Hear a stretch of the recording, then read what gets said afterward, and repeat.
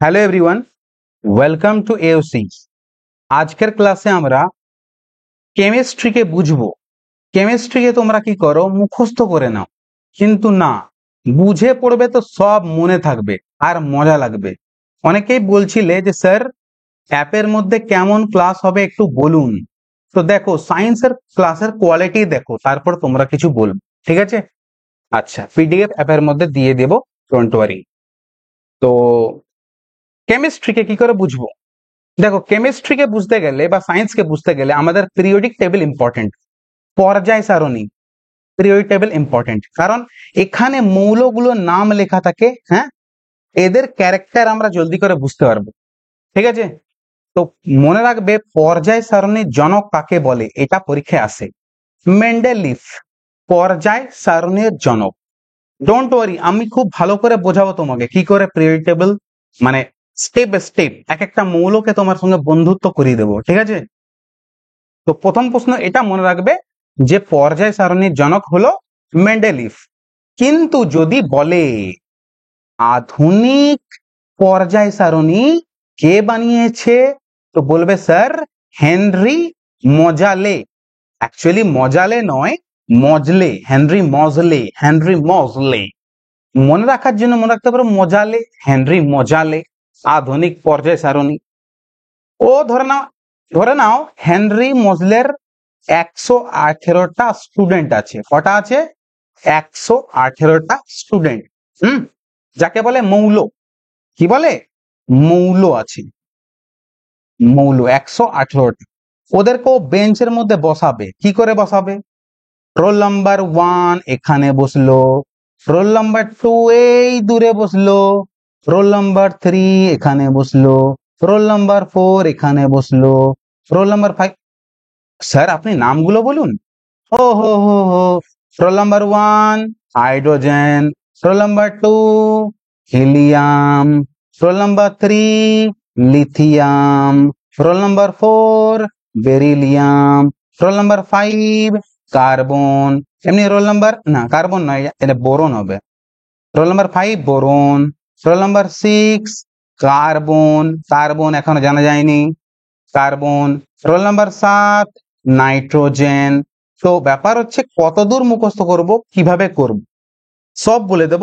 তো মনে রাখো রোল নাম্বার অনুযায়ী বসেছে, এটা পরীক্ষা আসে যে হেনরি মজলের যে আধুনিক পর্যায় সারণী আছে ওখানে স্টুডেন্ট গুলো কি হিসাবে বসেছে, স্টুডেন্ট গুলো মৌলগুলো স্যার রোল নাম্বার অনুযায়ী বসেছে। রোল নাম্বার, আমি বলি স্যার রোল নাম্বারটা এখানে আরো কি?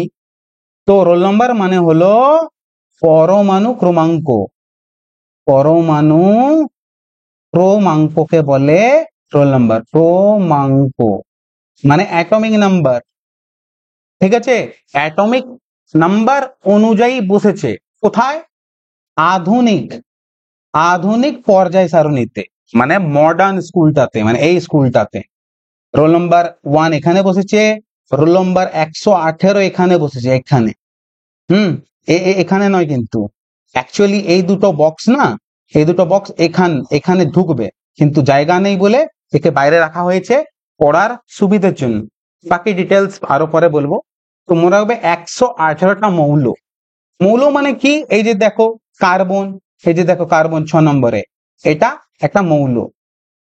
8 নম্বরে এখানে অক্সিজেন পাবে তুমি, 8 নম্বরে পরমাণু ক্রমাঙ্ক 8 অক্সিজেন, ঠিক আছে? তো অক্সিজেন একটা তোমার গিয়ে মৌল।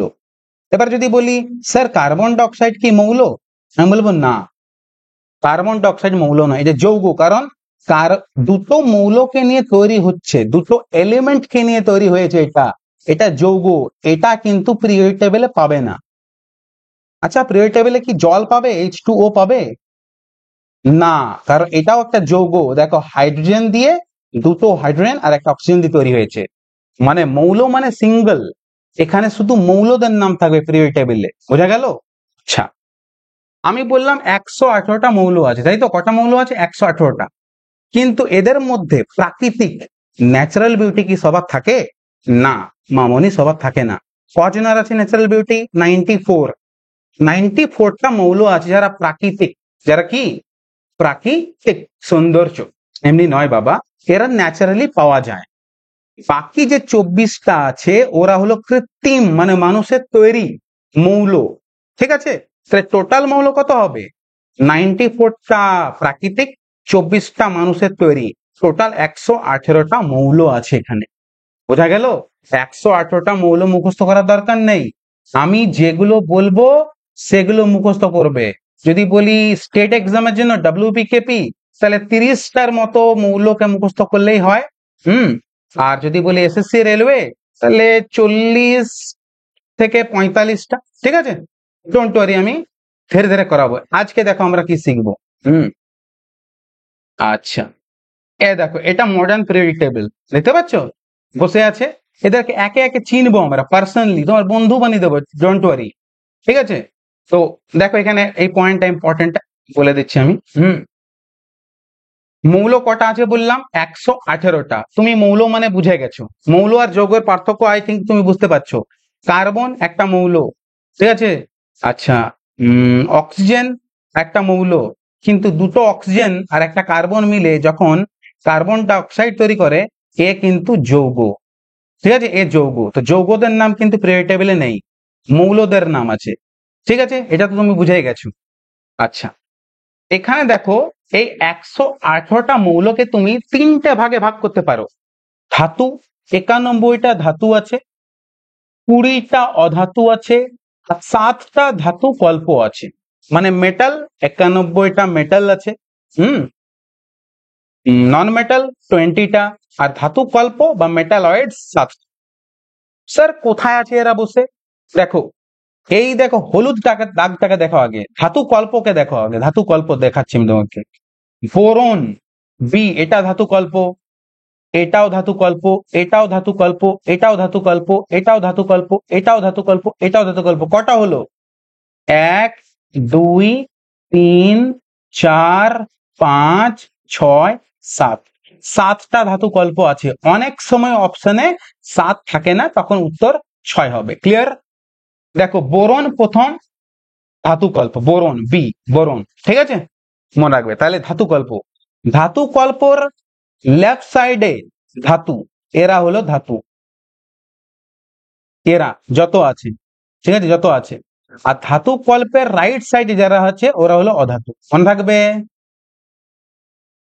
তার মানে এটা হলো বর্ডার লাইন। এটা কি? ধাতু কল্পর লাইনটা কি? Border line. একে জিগজ্যাগ লাইনও বলে, দেখতে পাচ্ছ? Zigzag line, zigzag line.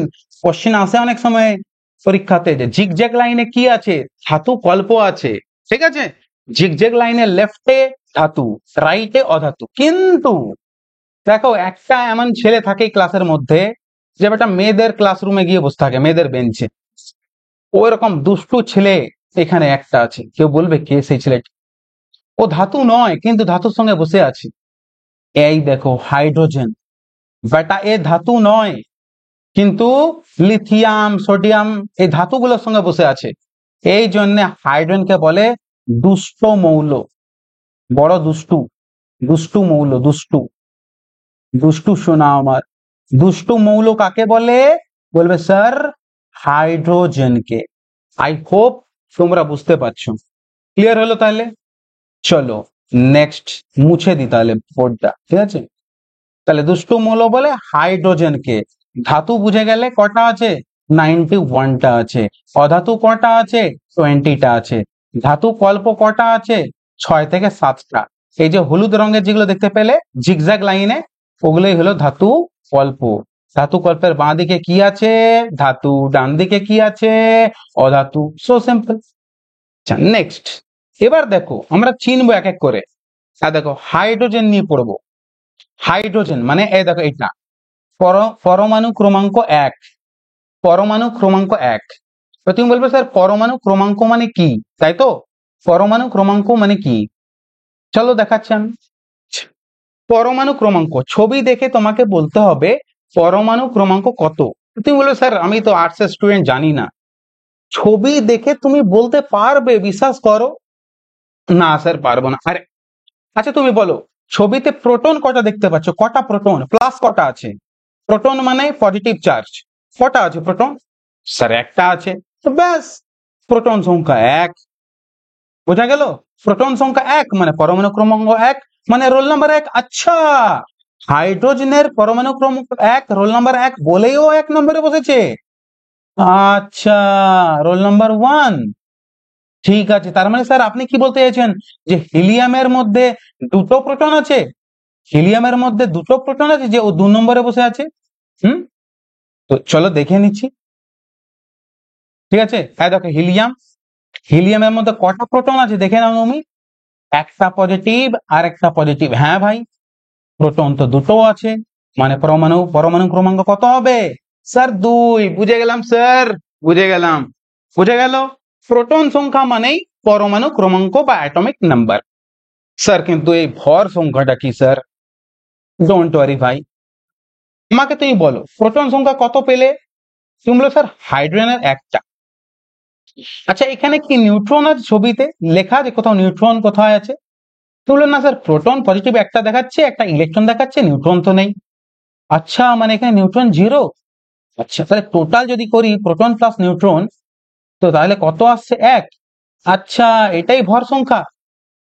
ভর সংখ্যা এটাই ভর সংখ্যা মানে জেড ভর সংখ্যা। আচ্ছা, ভর সংখ্যা 2 মানে proton plus neutron equal to ভর সংখ্যা। বাহ, তাহলে এটা করে তো দেখি। প্রোটন দুটো আছে আর নিউট্রন কটা আছে? ব্লু, এখানে একটা এখানে একটা, তাহলে নিউট্রন দুটো। তাহলে ভর সংখ্যা প্রোটন প্লাস নিউট্রন মানে 4টা। প্রোটন সংখ্যা জেড, প্রোটন সংখ্যা মানে ভর সংখ্যা 4 স্যার। তো হ্যাঁ, ভর সংখ্যা 4। ক্লিয়ার হলো? মানে প্রোটন প্লাস নিউট্রন মানে ভর সংখ্যা, প্রোটন সংখ্যা মানে পরমাণু ক্রমাঙ্ক। ক্লিয়ার হয়েছে? চলো, তাহলে আমরা দুটো জিনিস জানলাম, যে হাইড্রোজেন অ্যাটমিক নাম্বার কত? 1, মাথায় 1 লিখে দেবে, ঠিক আছে। আর হিলিয়াম অ্যাটমিক নাম্বার কত? 2, মাথায় 2 লিখে দেবে, ঠিক। আচ্ছা, এবার হাইড্রোজেন নিয়ে কি কোশ্চেন আছে স্যার, একটু পরিচয় করান তো। দেখো, হাইড্রোজেন সবচেয়ে হালকা মৌল। হালকা, হালকা। তুমি দেখো ভর কত হচ্ছে ইমা, এখানে একটু ভুল লিখে দিয়েছি। তোমরা কেউ বলোনি ক্যা গুন্ডা বানেগা রে, ক্যা গুন্ডা বানেগা? ভর সংখ্যা এখানে কত হচ্ছে? প্রোটন সংখ্যা একটা আছে, নিউট্রন তো 0 আছে, এখানে তো 1 এলো, ভর সংখ্যা 1 হবে এখানে। তো দেখো তুমি এখানে ভর সংখ্যা 1, এখানে ভর সংখ্যা 4, তো বুঝতেই পারছো ভর সংখ্যা সবথেকে কম কার আছে? তোমার গিয়ে হাইড্রোজেনের। মানে সবচেয়ে হালকা কোনটা? সবচেয়ে হালকা মৌল হাইড্রোজেন, বা হালকা গ্যাস হাইড্রোজেন। আচ্ছা, হাইড্রোজেন কি আগুন লাগতে পারে?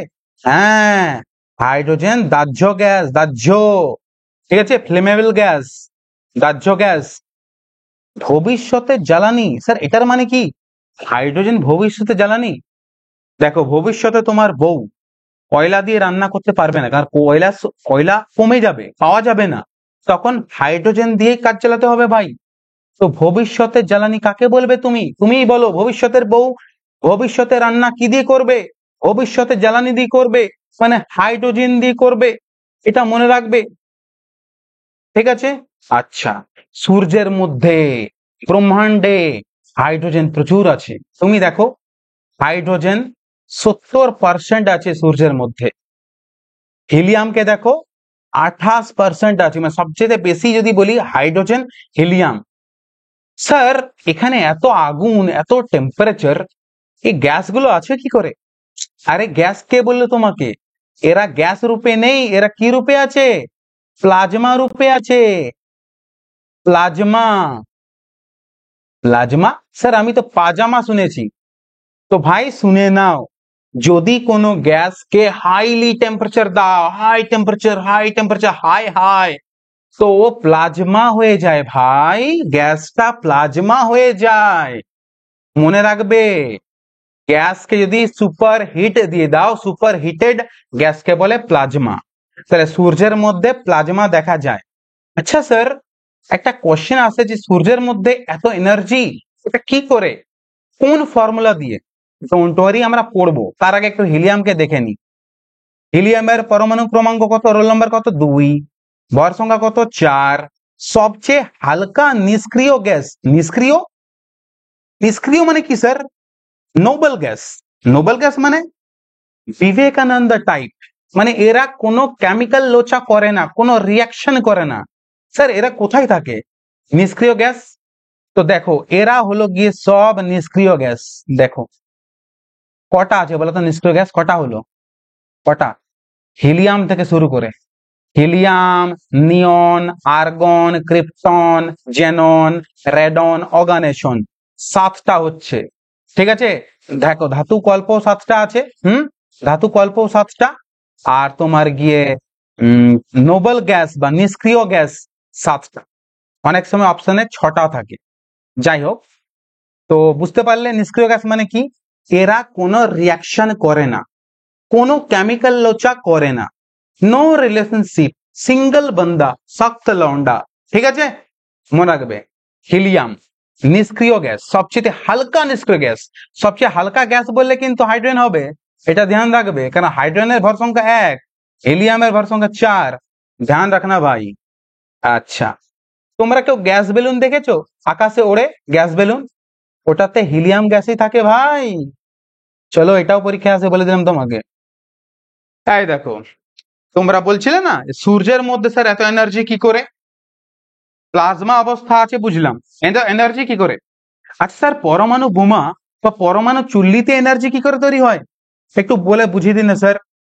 তো দেখো দুটো শব্দ মনে রাখবে, নিউক্লিয় সংযোজন আর একটা নিউক্লিয় বিভাজন। স্যার এটার মানে কি? সংযোজন মানে হলো এই একটা নিউক্লিয়াস সঙ্গে আরেকটা নিউক্লিয়াস যোগ করে একটা বড় নিউক্লিয়াস, এটা হলো সংযোজন, যুক্ত হয়ে যাওয়া। ঠিক আছে, ইংলিশে বলে নিউক্লিয়ার ফিউশন। স্যার একটু বোঝান ছবিগুলো। হ্যাঁ দেখো এখানে একটা হাইড্রোজেন আছে, এখানেও একটা হাইড্রোজেন আছে, হাইড্রোজেন। ঠিক আছে, এই হাইড্রোজেন গুলো মিলে দেখো কি তৈরি করছে এখানে। এইটা যে হলো না, এটা হিলিয়াম তৈরি হলো। ধ্যান দিয়ে দেখো হিলিয়াম, এটা হিলিয়াম কি না? দেখো H4 লেখা আছে। হিলিয়ামে দেখো দুটো প্রোটন আর দুটো নিউট্রন থাকে, এটা হিলিয়াম তৈরি হলো। মানে hydrogen, hydrogen plus hydrogen equal to helium. ঠিক আছে, এইটুকু মনে রাখবে। আর দেখো কি তৈরি হচ্ছে, এনার্জি তৈরি হচ্ছে। সূর্যের মধ্যে কি স্যার এটাই হচ্ছে? তো হ্যাঁ, সূর্যের মধ্যে ভাই এইটাই হচ্ছে। সূর্যের মধ্যে यही केमिकल लोचा हो रहा है। হাইড্রোজেন হাইড্রোজেন মিলে নিয়ে হিলিয়াম তৈরি করছে, আর প্রচন্ড এনার্জি, প্রচন্ড। ঠিক আছে, তার মানে সিম্পল ভাষায় মনে রাখবে ভাই, দুটো ছোট নিউক্লিয়াস মিলে বড় নিউক্লিয়াস তৈরি, আর প্রচুর এনার্জি তৈরি। দেখো হাইড্রোজেন হাইড্রোজেন মিলে তৈরি হচ্ছে হিলিয়াম। ঠিক আছে, আর প্রচুর এনার্জি, এটা সূর্যের মধ্যে এটাই হচ্ছে। স্যার পরমাণু বোমা বা পরমাণু চুল্লিতে কি হয় অ্যাটমিক রিঅ্যাক্টরে? তো দেখো এখানে হয় নিউক্লিয় বিভাজন।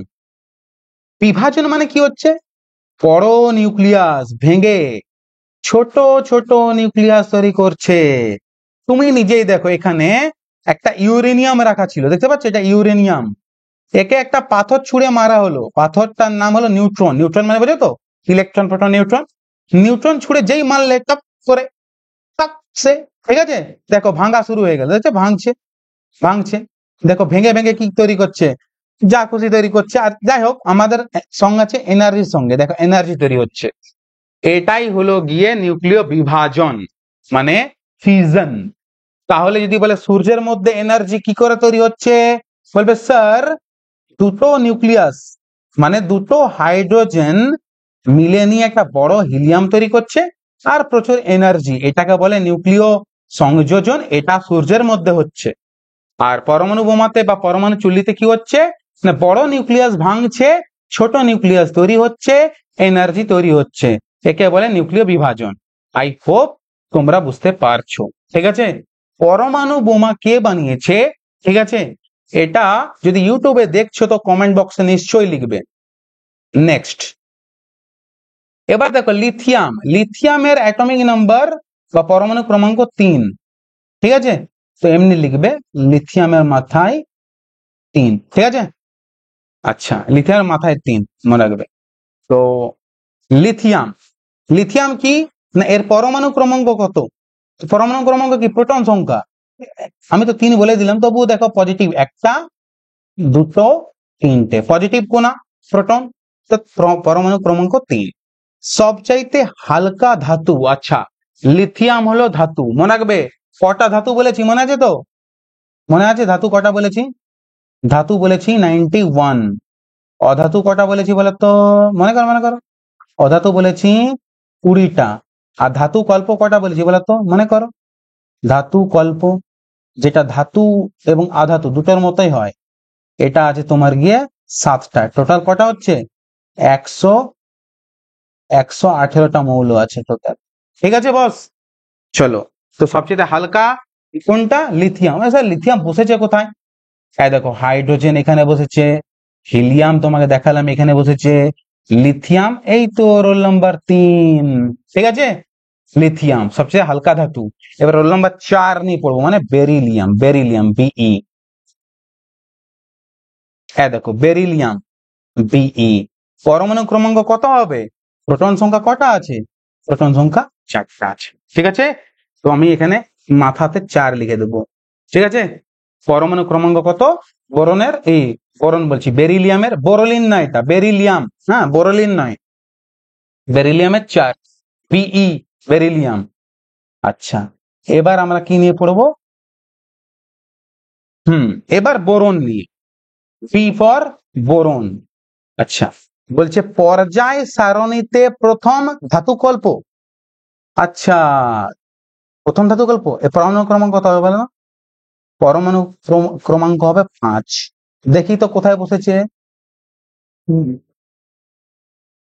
ওই ভাই বোরন, এই দেখো প্রথম ধাতু কল্প। আমি তাকে বলেছি এই যে এগুলো আছে ধাতু কল্প, 1 number, 2 number, 3 number, 4 number, 5 number, 6 number, 7 number, 7টা ধাতু কল্প। প্রথমটা কোনটা? বোরনটা। ঠিক আছে, বোরন প্রথম ধাতু কল্প। আচ্ছা, এবার দেখো কার্বন। কার্বন পরমাণু ক্রমাঙ্ক কত? 6। কার্বনের পরমাণু ক্রমাঙ্ক 6। স্যার কোথায় বসেছে একবার দেখিয়ে দিন। সিম্পল, বোরনের পাশেই হবে কার্বন, অ্যাটমিক নাম্বার 6, পরমাণু ক্রমাঙ্ক 6 কার্বন। ঠিক আছে, আচ্ছা অধাতুদের মধ্যে এমন কি, অধাতুদের মধ্যে এমন কি পুরো পর্যায় সারণীতে গলনাঙ্ক বেশি? ভাবতে পারছো, মেল্টিং পয়েন্ট সবচেয়ে বেশি। একে তুমি গলাতে গেলে 4000 ডিগ্রির বেশি টেম্পারেচার লাগবে, 4000 ডিগ্রি সেন্টিগ্রেডের বেশি টেম্পারেচার লাগবে। গলনাঙ্ক সবচেয়ে বেশি কার্বনের। ভাবতে পারছো কার্বনের গলনাঙ্ক কি ভয়ানক। আচ্ছা চলো, এবার কার্বন কিন্তু বহুরূপী, কার্বন কিন্তু বহু খতরনাক। যেন মা দুর্গার অনেক রূপ, তিনি অনেক নামে। ঠিক আছে, ওরকম কার্বনের দেখো এবার অনেক রূপ। ঠিক আছে, কার্বনের অনেক রূপ, তো একে বলে বহুরূপতা। কার্বনের অনেক রূপ আছে, অনেক নাম আছে, ইংলিশে বলে অ্যালোট্রপস। ঠিক আছে, বা ক্যাটিনেশন ধর্ম। কোশ্চেন আসে ক্যাটিনেশন ধর্ম কার মধ্যে দেখা যায় বা কার মধ্যে বেশি দেখা যায়? তো কার মধ্যে? কার্বনের মধ্যে। কার্বন এখানে 6 লিখে দিলাম, পরমাণু ক্রমাঙ্ক 6। কার্বনের মধ্যে বহুরূপতা দেখা যায়, মানে অনেকগুলো রূপ। দেখো গ্রাফাইট, এই গ্রাফেন, এটা গ্রাফেন, এটা কার্বন দিয়ে তৈরি, এটা রূপ। দেখো ন্যানো টিউব, এটাও কার্বনের রূপ। এই গ্রাফেনটা রেলওয়ে এক্সামে আসে। ঠিক আছে, ফুলারিন এটা এক্সামে আসেই আসে, ফুলারিন। ঠিক আছে, আচ্ছা ডায়মন্ড এটাও আসেই, এ সবচেয়ে হার্ড 3D মডেল, দেখতে পাচ্ছ ডায়মন্ড 3D। আচ্ছা গ্রাফাইট এটাও এক্সামে আসে। তুমি বলো স্যার গ্রাফেন আর গ্রাফাইটে কোনো সম্পর্ক আছে কি? বলো হ্যাঁ, গ্রাফেন গুলো জুড়ে জুড়েই গ্রাফাইট তৈরি হয়। ঠিক আছে, গ্রাফেন থেকে গ্রাফাইট তৈরি হতে পারে। স্যার এখান থেকে কোশ্চেন কি দেয়? বুঝতে পারলাম কার্বনের রূপভেদ আছে বা ক্যাটিনেশন ধর্ম আছে, মানে এগুলো সব কার্বন দিয়ে তৈরি স্যার। হ্যাঁ, সব কার্বন দিয়ে তৈরি। চারকোল আছে, চারকোল ওটাও কার্বন দিয়ে তৈরি হয়। ভূষাকালি ওটাও কার্বন। আচ্ছা বলো তো দেখি, কার্বনের কোন রূপভেদ ফুটবলের মতো দেখতে? এটা পরীক্ষায় আসে, তুমি ছবি দেখেই বুঝতে পারছো এটা ফুলারিন। ফুলারিনকে অনেক সময় C60ও বলে, C60। ঠিক আছে, মনে রাখবে C60 বলে অনেক সময়, C60। ফুলারিনকে বলে, ঠিক? আচ্ছা, গ্রাফাইট নিয়ে কি প্রশ্ন দেয়?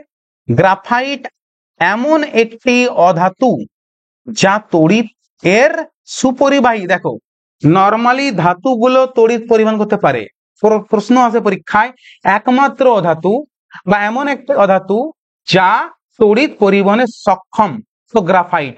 তুমি স্যার গ্রাফাইটটা অধাতু কি করে? আমি বললাম ভাই কার্বনটা কি অধাতু, তার মানে গ্রাফাইটটা তো ওর থেকেই তৈরি হয়েছে, অধাতু। কার্বনেরই রূপ, ভাবতে পারছো? ভাবো, কার্বন দিয়ে তৈরি হয়েছে। আচ্ছা, তাহলে আশা করি তোমরা বুঝতে পারলে যে ক্যাটিনেশন ধর্ম বা বহুরূপতা কার দেখা যায়? মানুষ এরকম বহুরূপতা আছে, প্রয়োজন আছে তোমার সঙ্গে ভালো ব্যবহার করবে, প্রয়োজন ফুরিয়ে গেছে ছাড়াই করতে পারে, এরকমই মনে রাখবে। পরের কোশ্চেন, তাহলে আমরা কত এলাম? কার্বন অবধি নাকি? দাঁড়াও, কার্বন অবধি এলাম না? হ্যাঁ, এবার তাহলে আমরা নাইট্রোজেন পড়বো। Nitrogen atomic number 7। Sir nitrogen কোথায় আছে দেখাবেন অল্প? তো চলো দেখি নাইট্রোজেন কোথায় আছে। নাইট্রোজেন আর অক্সিজেন স্যার দুটো একবারে দেখিয়ে দিন। চলো, এই দেখো, কার্বন দেখে নিয়েছি আমরা, নাইট্রোজেন, অক্সিজেন, ফ্লুরিন, নিয়ন, দেখতে পাচ্ছ? এগুলো আমরা পড়বো, নিয়ন অবধি পড়বো আজকে। হ্যাঁ, তো